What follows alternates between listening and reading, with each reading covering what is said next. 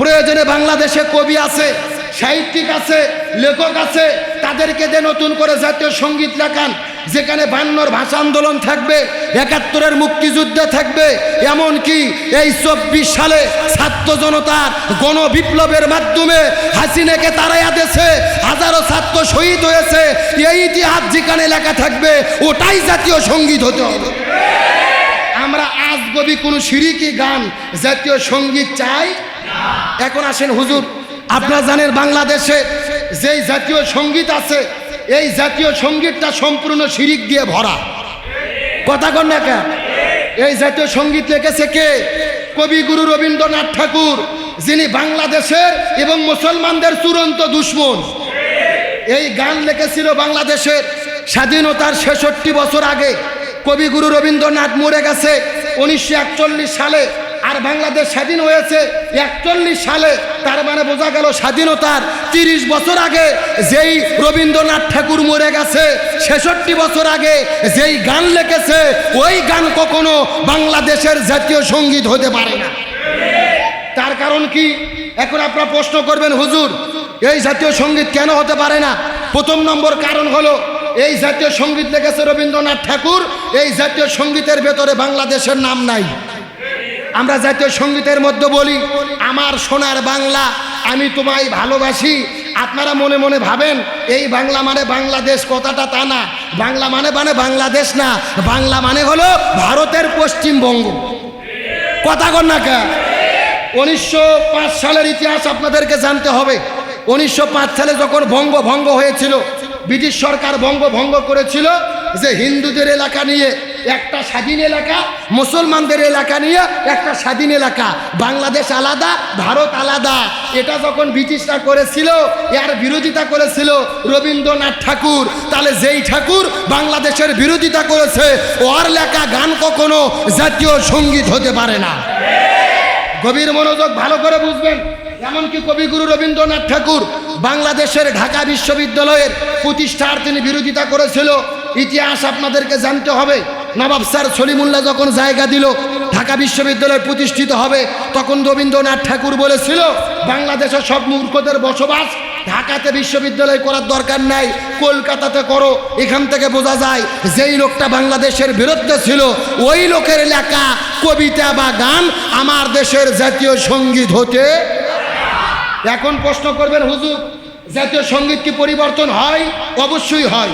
ইতিহাস আছে, কানাডার জাতীয় সঙ্গীত পরিবর্তন হয়েছে, আমেরিকার জাতীয় সঙ্গীত পরিবর্তন হয়েছে, রাশিয়ার জাতীয় সঙ্গীত পরিবর্তন হয়েছে। জাতীয় সঙ্গীত কোরআন হাদিস না যে পরিবর্তন করা যাবে। এই জন্য আমরা বলতে চাই 41 সালে রবীন্দ্রনাথ মরে গেছে, আর 71-এ দেশ স্বাধীন হয়েছে।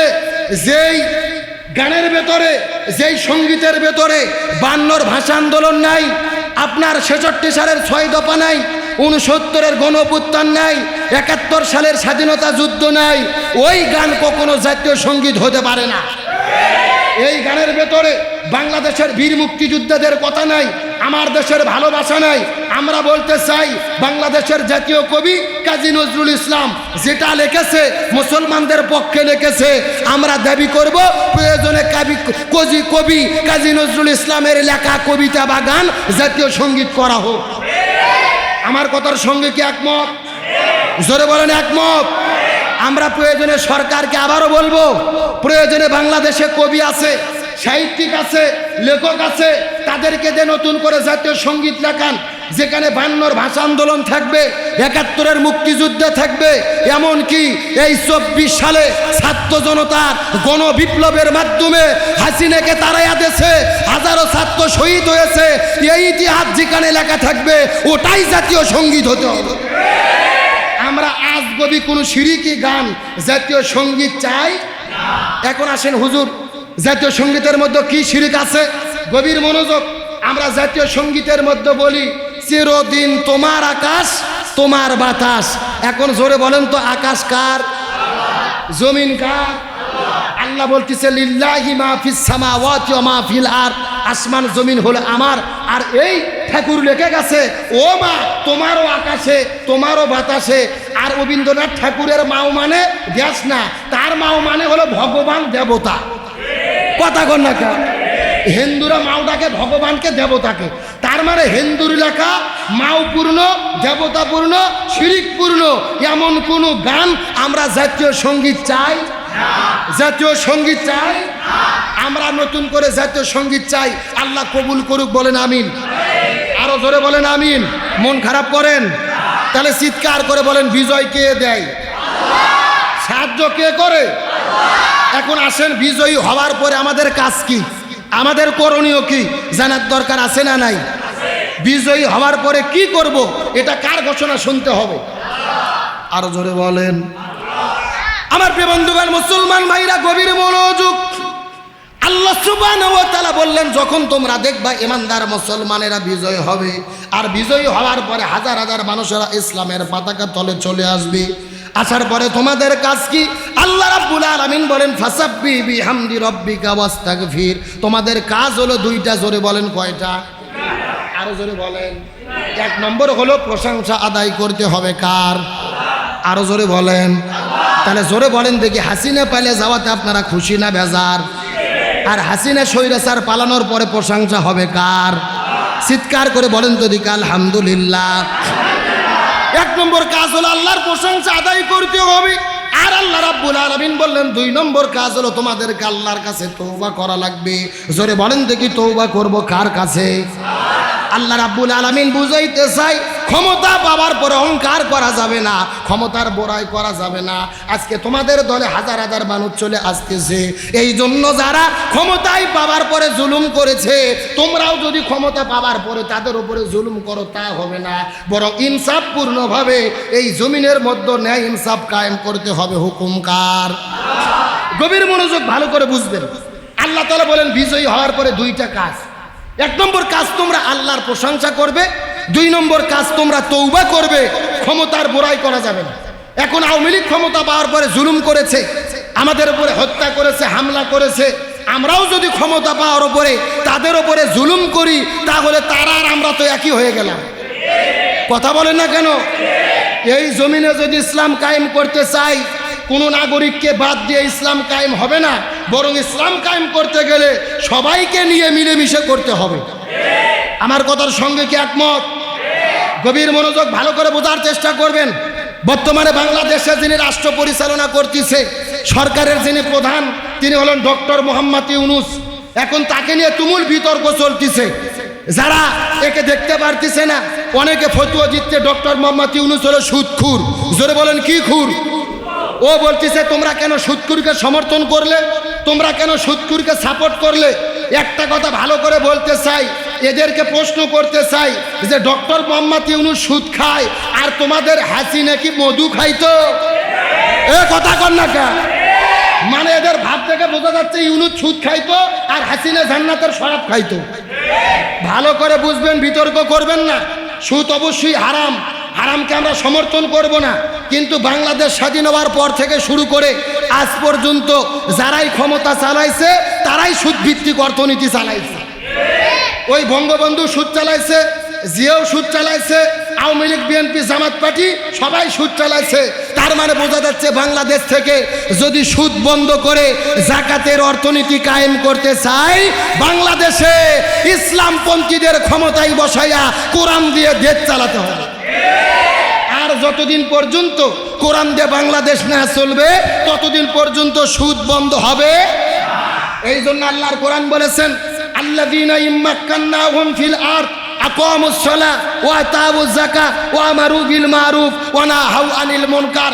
ইসলামপন্থীরা যদি ক্ষমতায় যায়, কর্মসূচি হলো চারটা। জোরে বলেন কয়টা? এক নম্বর, তারা জমিনে নামাজকে বাধ্যতামূলক করবে। দুই নম্বর, তারা যাকাত ভিত্তিক অর্থনীতি কায়েম করবে। তিন নম্বর, ভালো কাজ বন্ধ করবে। চার নম্বর, ভালো কাজগুলো চালু করবে। চার নম্বর, খারাপ কাজ বন্ধ করবে। তার মানে বোঝা গেল, সুদ বন্ধ করতে গেলে কোরআনের শাসন কায়েম করা ছাড়া কোনো উপায়। এখন আপনারা প্রশ্ন করবেন, হুজুর তাহলে আমরা কি ডক্টর ইউনূসকে সমর্থন করব? আমার কথা খুবই পরিষ্কার, ডক্টর মোহাম্মদ ইউনূসকে সমর্থন করা আর সুদকে সমর্থন করা এক জিনিস নয়। এখন একটা উদাহরণ দিলে আপনারা বুঝতে পারবেন। মনে করেন আপনাদের এলাকার মধ্যে মহামারী চলে এসেছে, কোনো খাবার নাই, কিন্তু আছে একটা মরা গরু আর একটা মরা শকুন। একটা মরা গরু আর একটা মরা শকুর। পশু কয়টা? গরু মরে গেছে, শকুরও মরে গেছে। এখন জীবন বাঁচানোর জন্য আপনি কি খাবেন? শকুরের গোস্ত খাবেন নাকি গরুর গোস্ত খাবেন? আমার কথা ভালো করে বোঝেন, কিসের গোস্ত খাবেন? গরুর গোস্ত খাবেন। কারণ কি? গরু মরে গিয়ে হারাম হয়েছে। গরু হলো শুধু হারাম, আর শকুরের গোস্ত হলো ডবল হারাম। কথা কর না কে? কারণ শকুর মরার আগেও হারাম, মরেও হারাম, আর গরু মরার আগে হালাল, এখন হারাম। আজকে বাংলাদেশে হাসিনাও হারাম, ইরশাদও হারাম, খালেদাও হারাম, ইউনূসও হারাম। ইউনূস হলো হারাম আর ওরা হলো ডাবল হারাম। কথা কর না কে? এখন আপনাকে ডবল হারামে যাবেন না সিঙ্গেল হারামে যাবেন? এখন সিঙ্গেল হারামে আমরা কেন যাব? ইউনূসকে কেন সমর্থন করব? কারণ হলো চারটে। জোরে কোন কয়টা? আপনার মনে রাগ করতেছেন নাকি? আরে ভাই 16 বছর বহু কথা ভেতরে ছিল, বলতে পারিনি, আজকে বলে যাচ্ছি। রাগ করতেছেন নাকি? তাহলে ইউনূসকে সমর্থন করব কয় কারণে? প্রথম নম্বর কারণ হলো বর্তমানে বাংলাদেশে যে পরিবেশ চলতেছে, এই পরিবেশকে মোকাবেলা করার জন্য ইউনূসের দরকার। এখন পরিবেশটা কি? হাসিনা পালিয়ে গেছে, তার দোসররা কিন্তু পালাই নাই।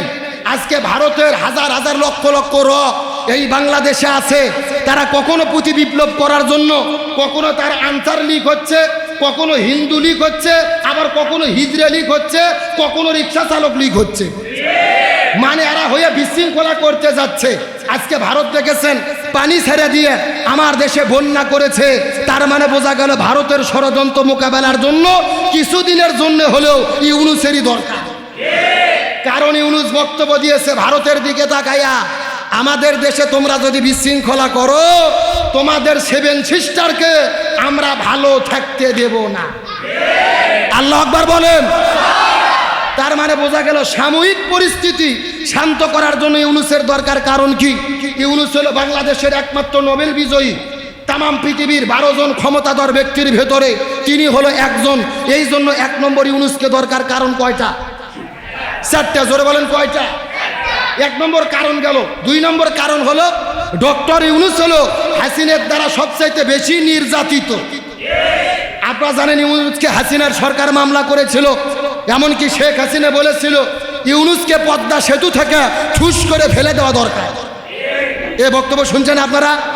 তার মানে বোঝা যাচ্ছে ইউনূস যদি সরকার থাকে, ও ভালো করুক আর খারাপ করুক, অন্তত হাসিনার পক্ষে কাজ করবে না। এই জন্য 2 নম্বর দরকার, ও নির্যাতিত, এই জন্য দরকার। আর 3 নম্বর কারণ হলো ইউনূস হলো অর্থনীতিবিদ। তার কাছে যে পরিমাণ টাকা আছে, বাংলাদেশের 18 কোটি মানুষ যদি আমরা বিপর্যয়ের মধ্যে পড়েও যাই, অন্তত ইউনূসের টাকা দিয়ে আমরা 2 বছর চলতে পারবো। এ কথা কর না কে? আরে ভাই, টাকা ছাড়া ঘরের বউ কথা শোনে না। এই জন্য পরিস্থিতি মোকাবেলার জন্য, অর্থনীতি স্বাবলম্বীর জন্য ইউনূসের দরকার। 3 নম্বর কারণ গেল।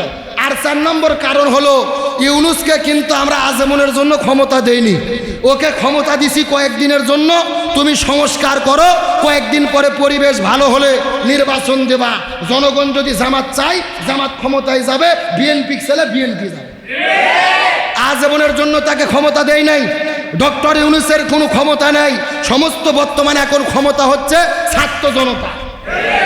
আপনারা দেখেছেন স্বরাষ্ট্রমন্ত্রী যিনি উপদেষ্টা ছিল, একদিন একটু ভেঁকা কথা কছে, পরের দিনে পথ আউট। আমাদের বগুড়াতে একটা কথা আছে যে কাজের মেয়েকে মারিয়ে বউকে শিক্ষা দেওয়া। মানে কাজের মেয়ে ভুল করছে, মালিক যাইয়া কাজের মেয়ে ঠাস করে একটা চোর মারছে, বউ ওখানে দাঁড়িয়ে ছিল। আসলে আর উদ্দেশ্য কাজের মেয়ে মারা না, ও মনে মনে ভোগ বুঝাবে চাচ্ছে তুই সোজা হ, না হলে পরের চোর কিন্তু তোর ওপরে যাবে। তার মানে ছাত্র জনতা বুঝাইছে ইউনূসও যদি লাইন থেকে তেরা হয়, ইসলামের বিরুদ্ধে কাজ করে, ওই ইউনূসও লাল কাঠ খাবে। কারণ ক্ষমতা ইউনূসের না, ক্ষমতা ছাত্র জনতা। আমার কথাকে আপনারা বুঝতে পেরেছেন? কতক্ষণ বুঝতে পেরেছেন? এই জন্য ফতুয়াবাজি বন্ধ করেন। আপাতত দেশ শান্ত করার জন্য, পরিবেশ ভালো করার জন্য কিছুদিনের জন্য আমরা ইউনূসকে সমর্থন করেছি, কিন্তু তার সুদকে আমরা সমর্থন আর কখনো করব। তাহলে জোরে বলেন দেখি, বিজয় দান করে কে?